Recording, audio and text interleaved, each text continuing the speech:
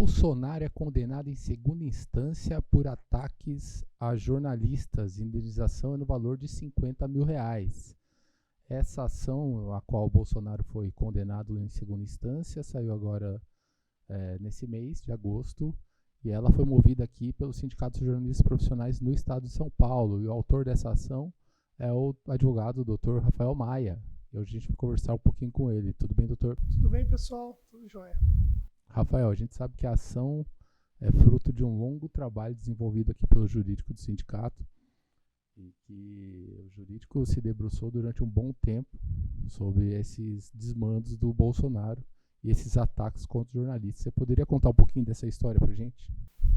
Então, durante o ano de 2019, foi o primeiro ano do governo Bolsonaro, foi quando as entidades, os movimentos começaram a perceber que, de fato, a postura dele era muito belicosa, muito agressiva, ao ponto de que os profissionais começaram de realmente assim, se sentir incomodados a trabalhar com ele. E isso, durante o ano de 2019, foi se agravando. À medida que o governo dele foi passando e não trazia resultado, a imprensa começando a surgir os escândalos, né, da rachadinha e tal, e a relação com a imprensa foi azedando mais ainda. Já no final de 2019, houve, parece que uma primeira reunião entre os sindicatos, com a participação da FENAGE, em que se discutiu alguma medida em relação ao presidente Bolsonaro. Começou a se estudar o que fazer. Até então, porque assim, as entidades emitiam as notas de repúdios, os agravos, mas se percebeu que isso não era o suficiente. Então, mais ou menos, acho que no final de 2019, começo de 2020, se pensou em fazer uma ação judicial. E nesse momento, através do Paulo Zoc, que era o presidente do Sindicato de Jornalistas na época, o Sindicato de São Paulo se colocou à disposição para, através do seu departamento jurídico, fazer esse trabalho, que a princípio ele seria feito em nome da FENAGE. É isso que eu ia perguntar para você, que a princípio era para ser feito no âmbito nacional, junto com a federação, com a FENAGE, né? Então, como é que foi essa vinda específica para o Sindicato dos Jornalistas? O que ocorreu foi o seguinte: quando eu fui pesquisar,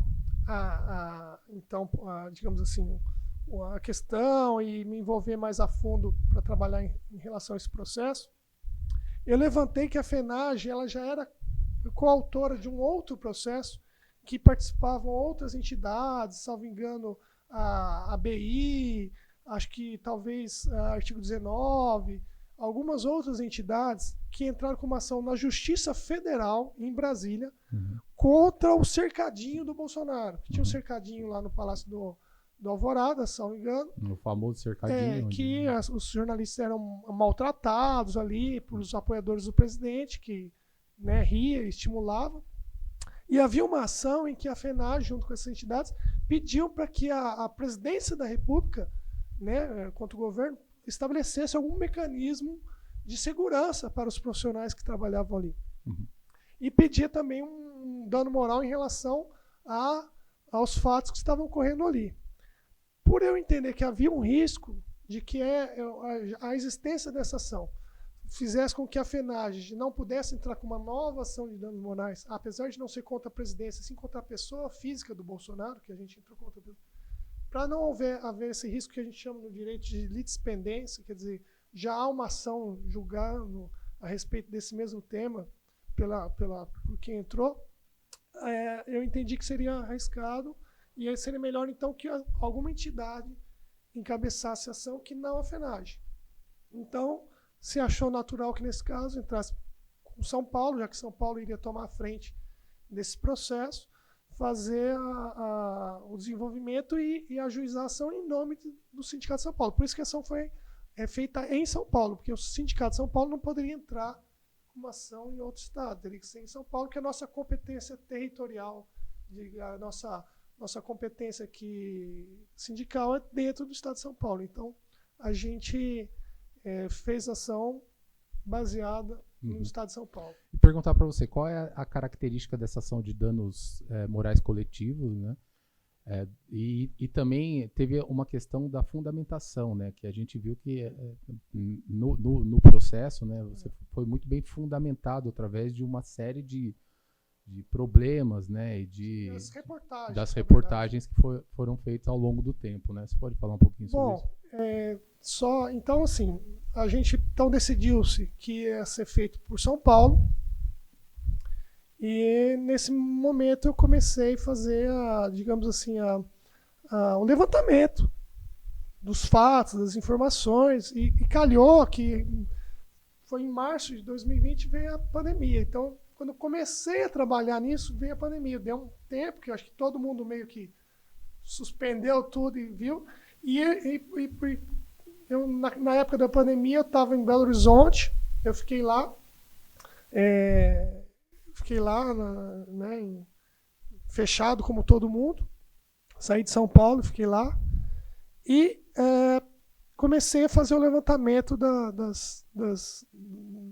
de todas as reportagens do Brasil inteiro. E aí decidiu-se primeiro que ia entrar com uma ação civil pública, que é uma ação que os sindicatos são legitimados a entrar. E nessa ação se pede o danos morais e uma obrigação de fazer.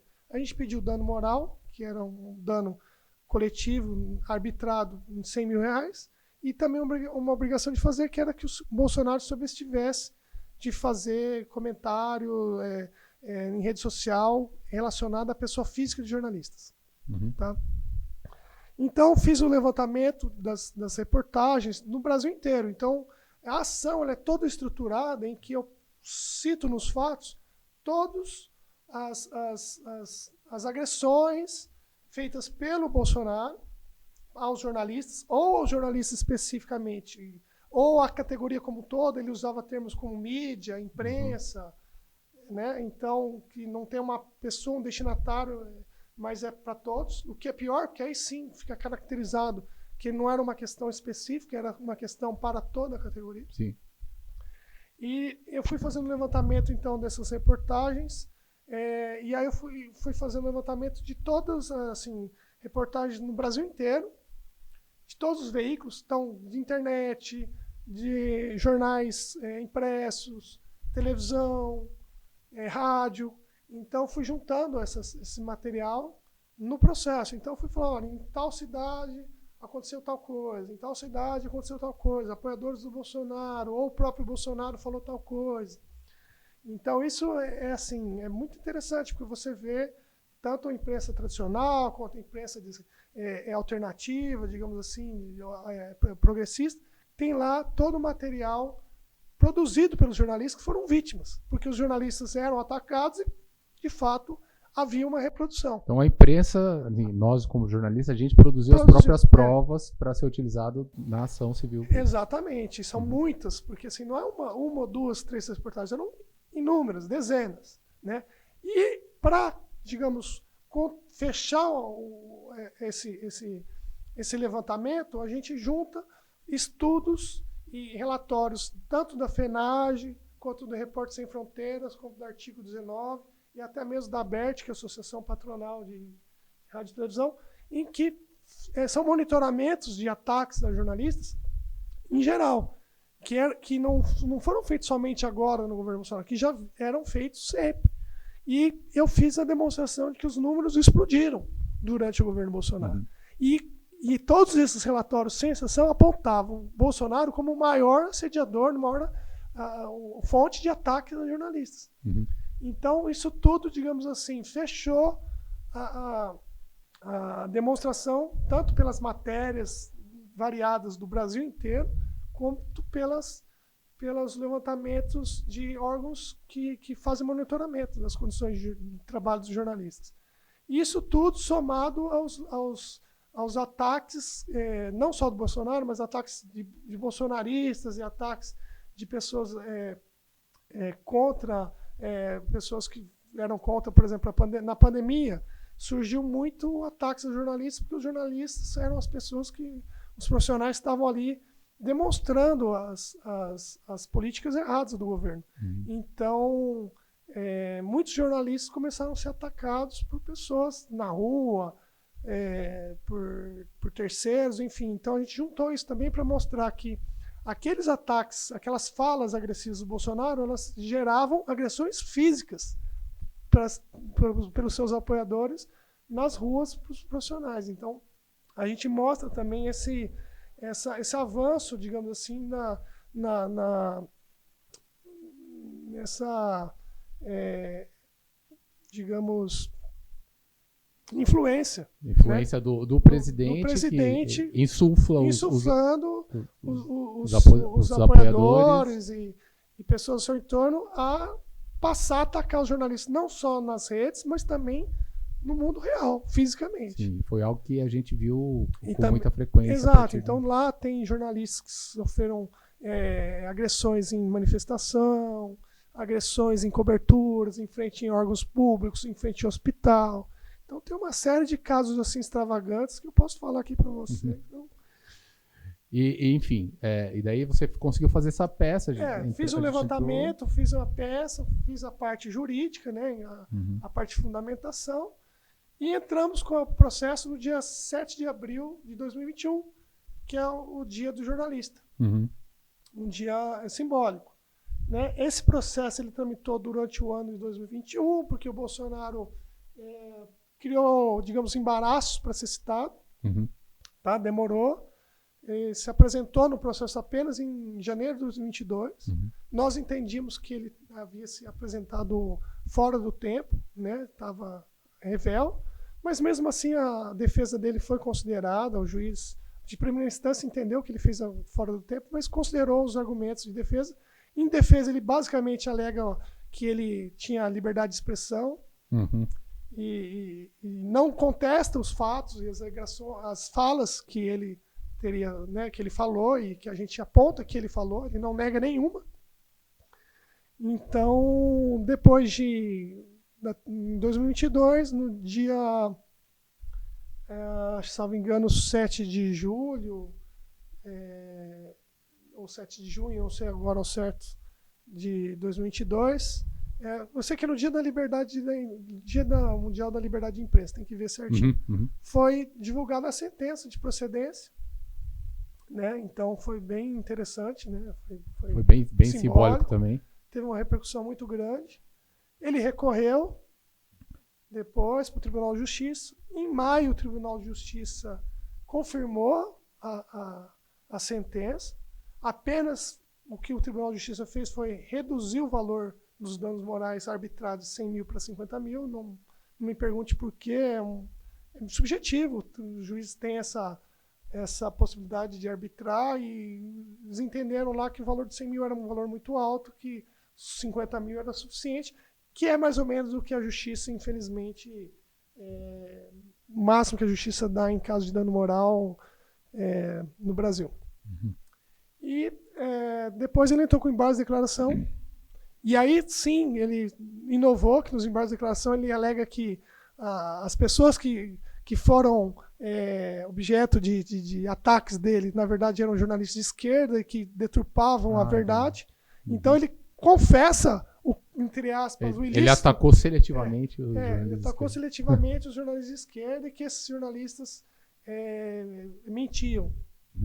E obviamente isso não foi aceito pelo tribunal, foi mantida o acordo sem qualquer alteração e agora está no prazo para ele recorrer para Brasília, que eu acredito que ele deva recorrer. Que seria a popular terceira instância. A terceira instância, ele deve estar com recurso especial ao STJ e eventualmente também com recurso extraordinário para o Supremo Tribunal Federal. Ele entra com os dois ao mesmo tempo e aí primeiro vai ser julgado o STJ, se o STJ for negado, depois o Supremo julga o recurso extraordinário. Foi algo muito importante, não só para o sindicato, mas assim, acho que foi importante para a democracia brasileira, essa condenação, né, essa condenação vinda dos jornalistas, né, de um profissional como você, um jurista, né, um advogado, que trabalha numa categoria e fez uma ação que particularmente a gente não tinha algo parecido nesse momento, especificamente para jornalistas, né? Fala um pouquinho dessa importância, né, não só simbólica, mas da importância dessa decisão. Eu acho que é um caso inédito. Eu não tenho conhecimento de um outro presidente em exercício ter sido condenado por dano moral coletivo a uma categoria profissional. Então, veja bem, O Bolsonaro já havia sido condenado por danos morais em relação a ataques que ele fez a Bianca Santana e a Patrícia Campos Melo. Inclusive que eu cito no processo.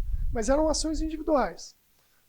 O presidente da República em exercício ser condenado por um dano moral coletivo a uma categoria, aliás, até acho... não tem conhecimento se alguma vez alguma outra categoria profissional teve a coragem, e aí eu tenho que destacar a coragem do sindicato e dos jornalistas, né, de ter processado o presidente da República em exercício. Não é uma coisa trivial processar um presidente da República em exercício. Não é um ex-presidente. Ele foi processado e condenado em exercício. Então é um fato inédito. A gente tem conhecimento que nos Estados Unidos algumas associações, não sei se associações ou jornalistas processaram o Trump também, mas não tem conhecimento se isso foi à frente, se teve algum resultado positivo. Mas de fato, aqui no Brasil, isso repercutiu não só no Brasil, mas internacionalmente.